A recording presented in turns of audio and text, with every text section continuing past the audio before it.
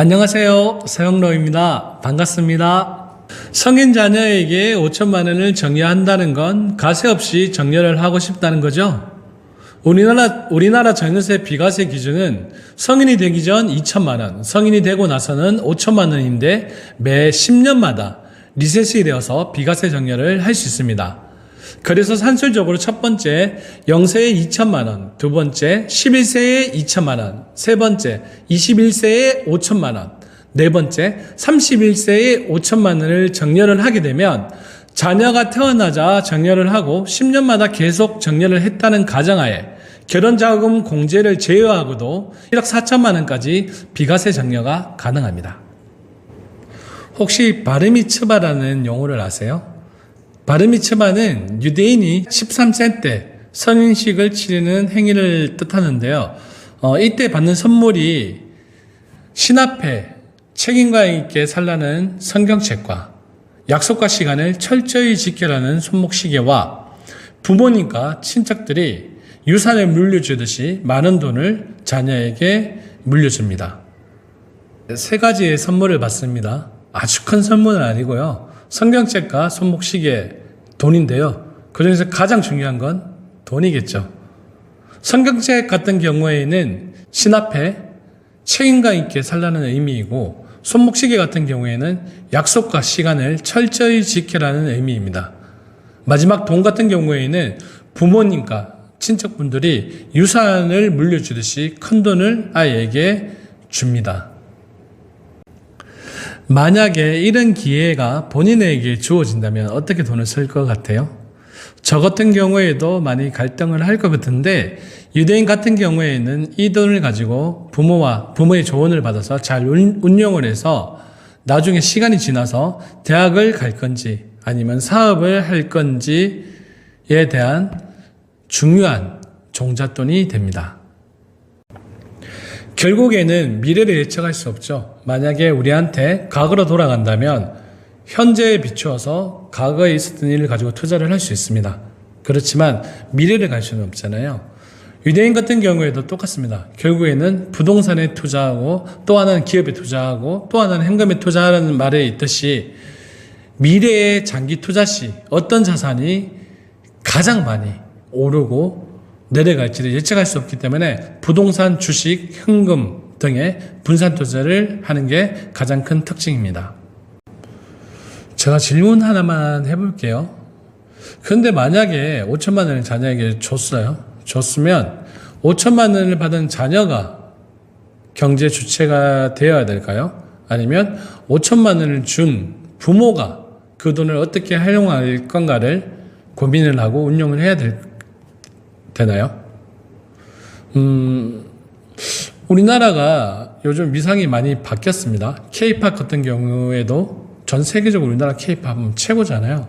그런데 경제교육, 돈에 대한 개념은, 자녀에 대한 경제교육은 아직까지는 최고가 아닌 것 같아요. 그러다 보니 5천만 원을 자녀에게 비과세 정려를 했잖아요. 그렇지만 그 5천만 원의 운용은 누가 하게 되냐면 결국은 부모가 하게 됩니다. 이런 부모는 자기 경험에 비추어서 투자를 하게 되는데, 부동산 투자로 돈을 많이 벌었던 부모 같은 경우에는 자녀에게도 부동산 투자를 강요하게 됩니다.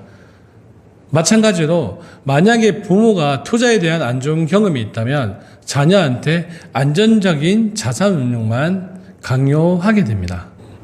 그래서 은행이나 저축은행에 예적금을 활용하는 부모님들이 가장 많습니다.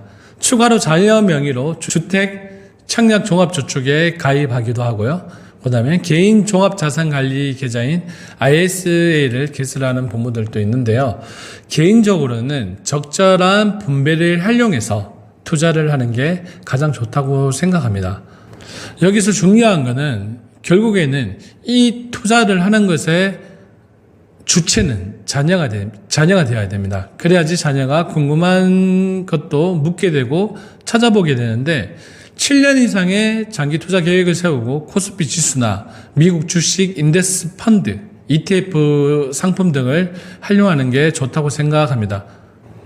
7년 이상의 장기 투자 계획을 세운다면 코스피 지수나 미국 주식 인덱스 펀드, ETF 상품 등을 활용하면 되는데 우량 주식을 모은다는 생각으로 접근하면 될 것 같습니다. ETF 상품 자체가 워낙 유망업종에 투자할 수도 있고 리스크도 적은 것은 분명하게 장점이 될 수 있습니다. ETF 상품 자체도 결국에는 펀드 상품 중에 일종이잖아요. 결국에는 펀드 상품이나 뭐 주식 같은 투자 상품은 돈이 많이 들어와야지 돈이 불러나잖아요. 그래서 최근에 배당주 펀드들이 많이 각광을 받았습니다. ETF 상품 같은 경우에도. 그리고 코로나로 인해서 잠깐 주식이 떨어진 적은 있지만 결국에는 계속 조금씩 우상향을 하고 있잖아요. 미국 같은 경우에도 시장이 지금 상태에서 답보가 된다고 보지는 않고 향후에도 일정 기간 동안은 미국이 시장의 중심이 될 것 같아요. 그래서 미국 배당주 펀드나 미국 배당 ETF 펀드 같은 상품으로 자녀의 미래에 대한 자금으로 운영을 하는 것도 괜찮다고 생각이 됩니다. 또한 이런 미국 시장 자체가 뭐 불안하다고 생각할 수도 있고 앞으로 더 발전을 못한다, 답보가 될 수 있다고 생각이 든다면 최근에 우리나라 주식시장 같은 경우에는 그 2차 전지에 관련된 배터리 시장의 주식들이 많이 올랐습니다. 이런 배터리 소재 자원이 풍부한 인도 시장 같은 글로벌 지수 ETF 등을 활용해도 포트폴리오에 구성해서 활용하는 것도 좋다고 생각이 듭니다. 그리고 과거에 삼성전자나 네이버, 현대차 등의 국내 주식 위주의 직접 투자를 했다면 최근에는 테슬라, 엔비디아 등의 미국 주식도 투자를 많이 하잖아요. 이런 투자 상품을 무조건 배제하기보다는 투자 상품 안에서 감저 투자 상품의 비율, 직접 투자 상품의 비율을 나누어서 운영을 하는 방법도 좋은 방법이라고 생각이 됩니다. 이런 투자 상품은 리스크라는 그런 단점도 있지만 내가 투자한 금액보다 더 높은 수익을 가져간다면 원금보다 더 많은 금액을 세금 없이 자녀에게 정려해 줄 수 있는 좋은 장점의 효과도 있습니다. 만약에 어떤 상품을 할까라는 고민에 빠졌다면 TDF라는 상품을 활용하는 것도 좋은 방법이라고 생각됩니다. TDF라는 상품은 투자자가 목표하는 타겟 데이터의 자산 가치를 최대한 불어날 수 있도록 자산운용사가 돈을 굴려주는 펀드를 말하는데요. 투자 연령에 맞춰서 국내외 주식, 채권, 예금, 부동산 등 다양한 자산으로 투자 포트폴리오가 구성되는 상품입니다. 그렇다면 부동산으로 성공한 부모가 있다면 부동산으로 자녀에게 정리할 수 있는 방법은 없을까요? 물론 5억, 6억, 7억 이런 금액으로 정리할 수는 있겠지만 지금 저희가 이야기하는 컨텐츠는 5천만 원으로 자녀에게 정리하는 방법이잖아요. 그렇다면 2억짜리 부동산을 5천만 원으로 해서 정리할 수 있는 방법도 있습니다. 그게 바로 빚을 떠안고 정려받는 방법인데 일명 부담부 정려라는 방법이죠. 이렇게 대출을 낀 부담부 형식으로 정려하는 방법도 있고요. 그리고 저평가된 비상장 주식을 정려하는 방법도 있습니다. 좀 전에 말한 탈무드의 그런 포트폴리오를 보면 결국에는 미래를 예측할 수 없습니다. 그래서 부동산과 현금과 기업의 투자를 분산해서 투자를 하라고 하잖아요. 그렇기 때문에 우리도 자녀에게 정리를 할 때는 안전자산과 투자자산의 비율을 나누어서 정리를 해야 됩니다. 왜 그러냐면 자녀한테 5천만 원을 내가 줍니다. 주고 그 안에서 자녀가 꼭 가져가야 되는 돈이 있잖아요. 일부는 결혼자금으로 활용할 수도 있을 거고 자녀가 나중에 독립자금으로 활용할 수 있는 자금이 있을 겁니다. 이런 부분은 안전자산 위주로 포트폴리오를 구성해서 원금을 지키는 형태로 가져가야 되겠죠. 그 다음에 보너스 수익이 되는 부분들이 투자 상품으로 가져가야 되는데 이런 투자 상품에 있어서 결국에는 간접 투자 상품을 활용한 펀드, ETF 상품들을 활용하는 방법과 직접 미래를 위해서 주식을 사 모으는 형태의 방법 등이 있습니다. 돈이 많아서 한 번에 5천만 원 돈을 정리를 할 수 있다면 가장 좋은 방법이지만, 대한민국에서 아이 키우고 내 집 사고 목돈을 5천만 원 모으는 건 그렇게 만만치 않은 상황이잖아요. 그래서 자녀에게 정려를 하고 싶다면 소액이라도 매번 조금씩 돈을 정려를 해서 신고를 하고, 그 돈을 가지고 아이가 뭐 나이키나 디즈니나 이렇게 자기가 좋아하는 그런 대상에 투자를 하고 경제 공부를 익혀가는 게 가장 좋은 방법이라고 저는 생각이 됩니다. 마지막으로 정리를 하자면, 우리는 어느 순간 결혼을 하고 나서 부모라는 시간을 가지게 됩니다. 이 부모가 되고 나서부터는 자녀라는 부분은 뗄 수 없는 관계죠. 그리고 자녀가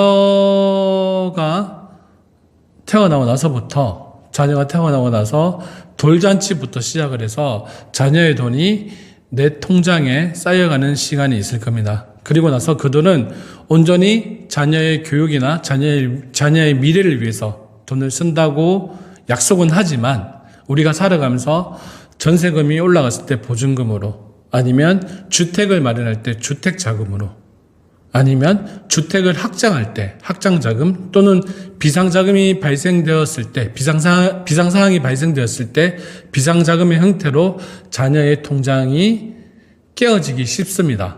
그러다가 시간이 흘렀을 때 자녀의 정렬한 부분을 생각을 하는데, 자녀의 정렬을 비과세로 하기 위해서는 결국에는 미성년 자녀 기준으로 20세 이전에는 2천만 원, 20세 이후로는, 21세 이후로는, 20세 이후로는 5천만 원의 돈이 무상으로 자녀 정려가 가능합니다.